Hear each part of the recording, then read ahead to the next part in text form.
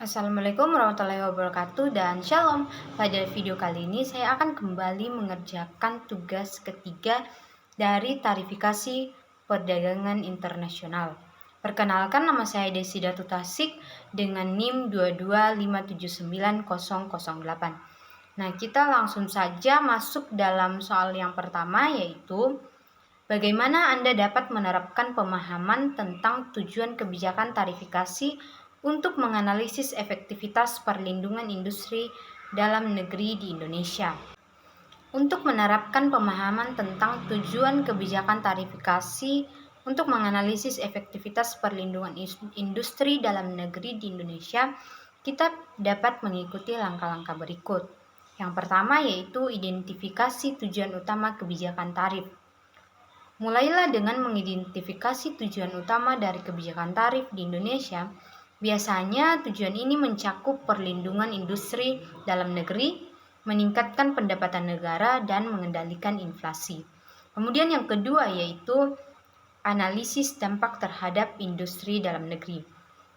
Evaluasi bagaimana kebijakan tarif mempengaruhi industri dalam negeri, misalnya lihat bagaimana tarif impor melindungi produsen lokal dari persaingan internasional dan bagaimana tarif ekspor mempengaruhi daya saing produk lokal di pasar internasional. Kemudian yang ketiga yaitu studi kasus dan data. Gunakan data kuantitatif dan studi kasus untuk mengevaluasi efektivitas kebijakan tarif. Data ini bisa mencakup statistik perdagangan, tingkat produksi, dan pendapatan industri dalam negeri sebelum dan setelah kebijakan tarif diterapkan. Kemudian yang keempat yaitu analisis biaya dan manfaat. Bandingkan biaya dan manfaat dari kebijakan tarif. Biaya termasuk potensi peningkatan harga untuk konsumen dan biaya untuk produsen dalam negeri. Sementara manfaat termasuk perlindungan industri dalam negeri dan potensi peningkatan pendapatan negara melalui pajak. Kemudian poin yang terakhir yaitu evaluasi dampak sosial dan politik. Pertimbangan dampak sosial dan politik dari kebijakan tarif, misalnya lihat bagaimana kebijakan ini mempengaruhi kesejahteraan masyarakat, distribusi pendapatan, dan hubungan diplomatik. Kemudian soal yang kedua yaitu analisis evolusi kebijakan tarif di Indonesia dari masa ke masa, bagaimana perubahan ini mempengaruhi perekonomian negara. Evolusi kebijakan tarif di Indonesia telah mengalami berbagai perubahan dari masa ke masa yang dipengaruhi oleh faktor domestik maupun global. Berikut adalah analisis singkat tentang perkembangan kebijakan tarif di Indonesia dan dampaknya terhadap perekonomian negara. Yang pertama yaitu era kolonial Belanda pada tahun 17-20 abad. Selama periode ini, Belanda mengenakan berbagai jenis pajak dan tarif pada barang-barang yang diimpor dan diekspor dari dan ke koloni mereka, termasuk Indonesia. Kebijakan ini bertujuan untuk memaksimalkan keberuntungan dari koloni dan membatasi persaingan lokal. Kemudian yang kedua yaitu masa pasca kemerdekaan pada tahun 1945 sampai 1966. Setelah kemerdekaan, Indonesia mengadopsi kebijakan proteksionisme untuk melindungi industri dalam negeri yang masih lemah. Kebijakan ini melibatkan pengenaan tarif tinggi pada barang impor dan insentif untuk produksi dalam negeri. Kemudian yang ketiga yaitu masa Orde Baru. Masa Orde Baru pada tahun 1966 sampai 1998. Selama periode ini, Indonesia mengadopsi kebijakan liberalisasi perdagangan untuk mengurangi ketergantungan pada impor dan meningkatkan daya saing ekspor. Kebijakan ini melibatkan pengurangan tarif dan penghapusan hambatan perdagangan. Kemudian yang keempat yaitu masa pasca reformasi dari tahun 1998 sampai sekarang. Setelah reformasi tahun 1998, Indonesia mengadopsi kebijakan perdagangan bebas untuk mempercepat pertumbuhan ekonomi dan mengintegrasikan diri ke dalam ekonomi global. Kebijakan ini melibatkan penghapusan tarif dari hambatan perdagangan internasional. Secara keseluruhan, evolusi kebijakan tarif di Indonesia telah mencerminkan perubahan dalam prioritas dan kebijakan ekonomi di negara ini. Kebijakan proteksionisme dan liberalisme perdagangan telah memiliki dampak signifikan pada perekonomian, termasuk pertumbuhan industri lokal, harga barang untuk konsumen, dan investasi asing. Kemudian soal yang ketiga yaitu bandingkan kebijakan tarif Indonesia dengan dua negara lain. Integrasikan informasi ini untuk mengevaluasi posisi kompetitif Indonesia dalam perdagangan internasional. Dalam mengembangkan kebijakan tarif Indonesia dengan dua negara lain, saya akan menganalisis tarif yang diterapkan oleh Indonesia serta dua negara besar lainnya di perdagangan internasional, yaitu Tiongkok dan India. Perbandingan ini dapat membantu menilai posisi kompetitif Indonesia dalam perdagangan internasional, terutama dalam hal proteksi dan daya tarik investasi asing. Yang pertama yaitu kebijakan tarif Indonesia. Indonesia memiliki kebijakan tarif yang cukup moderat dalam konteks ASEAN dan global. Secara umum, tarif impor di Indonesia berkisar antara 0 sampai 40%, dengan mayoritas produk dikenakan tarif di bawah 10%. Namun Indonesia menerapkan tarif lebih tinggi pada produk tertentu seperti otomotif, elektronik, dan produk pertanian yang ditujukan untuk melindungi industri domestik dari persaingan asing. Di sektor manufaktur, tarif rata-rata sekitar 6,6%, sementara produk pertanian memiliki tarif yang lebih tinggi, mencapai sekitar 8,5% secara rata-rata. Kemudian, kebijakan tarif Tiongkok. Tiongkok memiliki kebijakan tarif yang sangat beragam dengan rata-rata tarif efektif sekitar 7,5% untuk semua produk.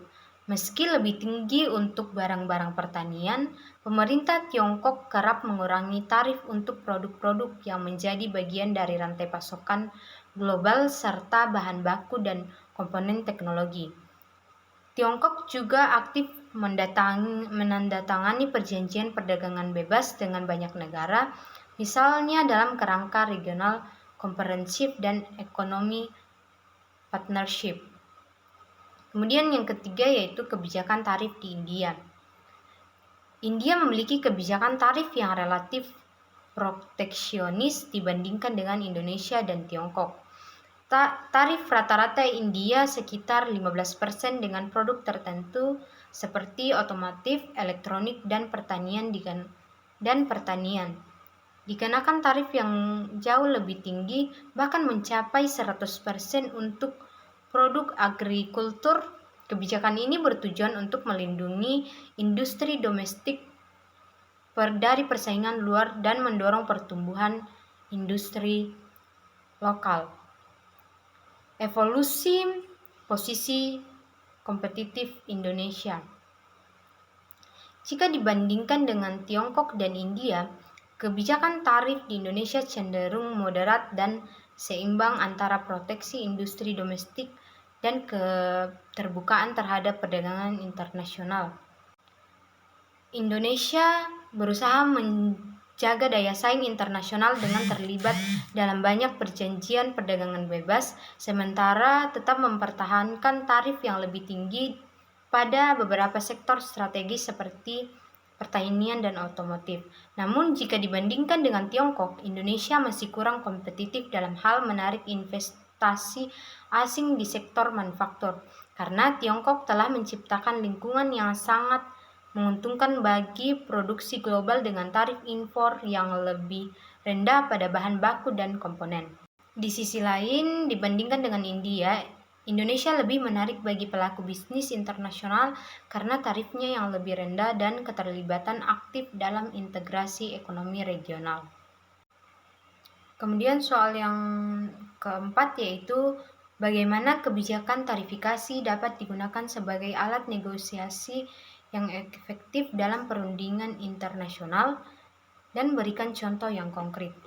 Kebijakan tarifikasi dapat digunakan sebagai alat negosiasi yang efektif dalam perundingan perdagangan internasional dengan memberikan kekuasaan kepada pemerintah untuk mengancam atau menerapkan tarif pada barang-barang tertentu dari mitra dagang. Hal ini dapat memberikan tekanan pada mitra dagang untuk membuat konsesi dalam negosiasi, seperti mengurangi hambatan perdagangan atau meningkatkan akses pasar. Contoh konkretnya yaitu kasus Amerika Serikat melawan Cina dalam perang perdagangan. Amerika Serikat mengenakan tarif pada sejumlah besar barang yang diimpor dari Cina untuk mendorong Cina membuat konsesi dalam negosiasi perdagangan. Hal ini memaksa Cina untuk menurunkan tarif dan membuka pasar mereka lebih luas bagi produk Amerika Serikat. Secara keseluruhan, kebijakan tarifikasi dapat digunakan sebagai alat negosiasi yang efektif dalam perundingan perdagangan internasional dengan memberikan kekuasaan kepada pemerintah untuk memberikan tekanan pada mitra dagang untuk membuat konsesi dalam negosiasi. Namun penting untuk dicatat di bawah kebijakan tarifikasi juga dapat mengakibatkan kenaikan harga barang untuk konsumen dan registrasi dari mitra dagang, sehingga harus digunakan dengan hati-hati dalam konteks yang tepat. Kemudian soal yang kelima yaitu tujuan kebijakan tarifikasi, evolusi di Indonesia, dan perbandingannya dengan negara lain. Bagaimana informasi ini dapat digunakan untuk merekomendasikan perbaikan kebijakan tarif di Indonesia.